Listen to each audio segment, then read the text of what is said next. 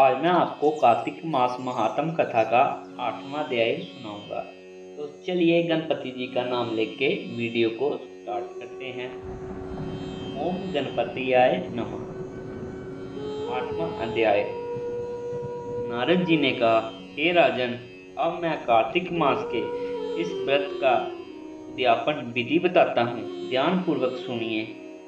व्रती को चाहिए कि कार्तिक मास में शुक्ल पक्ष की चतुर्दशी को व्रत के संपूर्ण फल की प्राप्ति के लिए तथा विष्णु की प्रसन्नता के लिए उद्यापन करे। तुलसी के ऊपर चंदोबा बनाए, बंधनवार व फूलों से सुसज्जित करे, चंपर से सुशोभित मंडप बनाए, चारों दरवाजों पर मिट्टी से बने हुए पुण्यशील, सुशील, जय और विजय 4 द्वारपालों को अलग अलग बिठाए। तुलसी की जड़ों में 4 रंगों द्वारा सर्वतोभद्र चक्र बनवाएं। उसके ऊपर पंचरत्न नारियल रखें और शुद्ध वस्त्र से कलश को ढकें। फिर भगवान विष्णु जी का पूजन करें।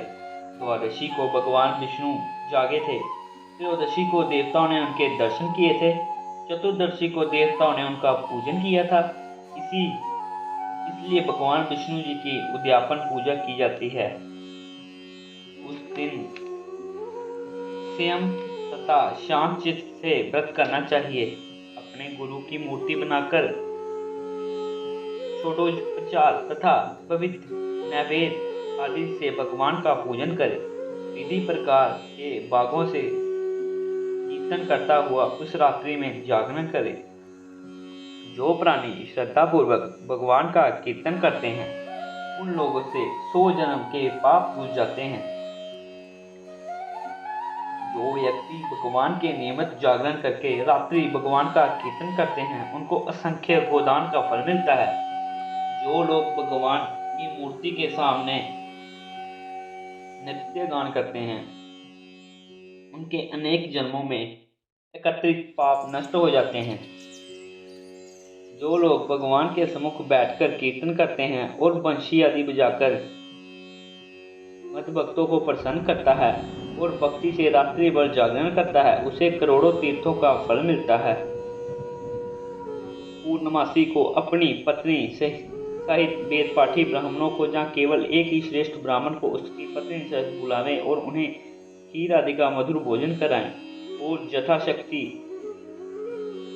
दक्षिणा देवें, क्योंकि पूर्णमासी को ही भगवान ने अपने भक्तों को वरदान दिया था और मत्स्य रूप धारण किया था।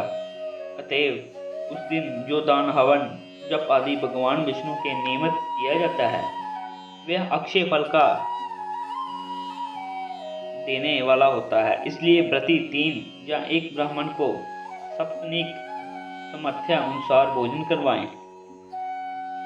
उन ब्राह्मणों को अपनी समर्था के अनुसार दक्षिणा देकर प्रमाण करें। बाद में भगवान विष्णु जी की पूजा करके अन्य देवताओं तथा तुलसी व कपिला गाय की पूजा करें।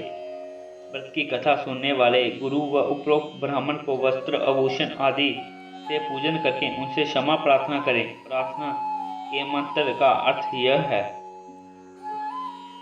आप सब लोगों की अनुकंपा से मुझ पर भगवान सदा प्रसन्न रहे। इस व्रत को करने से मेरे 7 जन्मों के किए हुए पाप नष्ट हो जाएं और मेरी संतान चिरंजीवी हो। इस पूजा के द्वारा मेरी सभी इच्छाएं पूर्ण हो। मेरी मृत्यु होने के बाद मुझे अतिशय दुर्लभ विष्णुलोक प्राप्त हो।